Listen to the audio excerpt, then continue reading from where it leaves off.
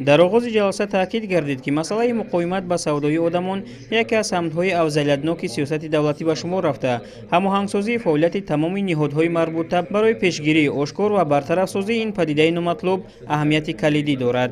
Ишрокчиён зикр намуданд ки савдои одамон ҳамчун ҷинояти муташаккилона ба ҳуқуқу озодиҳои инсон таҳдид намуда, ба амният ва суботи иҷтимоӣ таъсири манфӣ мерасонад.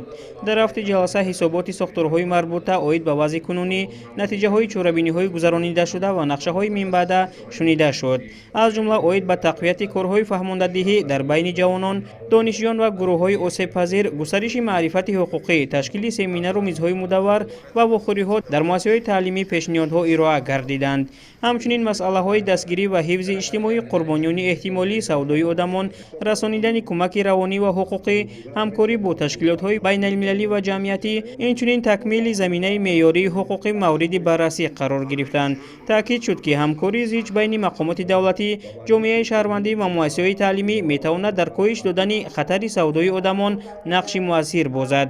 дар ҷараёни муҳокима ҳамчунин масъалаи такмили санадҳои меъёрии ҳуқуқӣ, пурзур намудани назорат аз болои фаъолияти ширкатҳои миёнарав ва тақвияти ҳамкории минтақавӣ дар самти мубориза бо савдои одамон баррасӣ гардид. иштирокчиён пешниҳодҳои мушаххас ироа намуда ҷиҳати беҳтар намудани механизми ҳамоҳангсозӣ байни идоравӣ тавсияҳо доданд.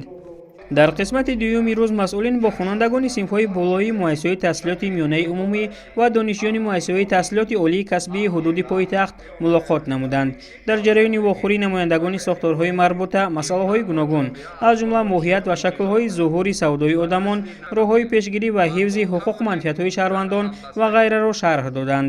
қайд гардид ки баланд бардоштани сатҳи маърифати ҳуқуқии ҷавонон яке аз воситаҳои муҳими пешгирии ин зуҳуроти номатлуб ба ҳисоб меравад. иштирокчиён инчунин доир ба тарзу усулҳои муроҷиат ба мақомот ва созмонҳои дахлдор дар ҳолати рӯбарӯ шудан ба ҳолатҳои шубҳанок маълумоти муфассал гирифтанд. масъулин таъкид намуданд ки танҳо тавассути ҳамкории зичи ҷомеа, ниҳодҳои давлатӣ ва муассисаҳои таълимӣ метавон сатҳи ҷиноятҳои марбут ба савдои одамонро коҳиш дод ва амнияти ҷавононро таъмин кард.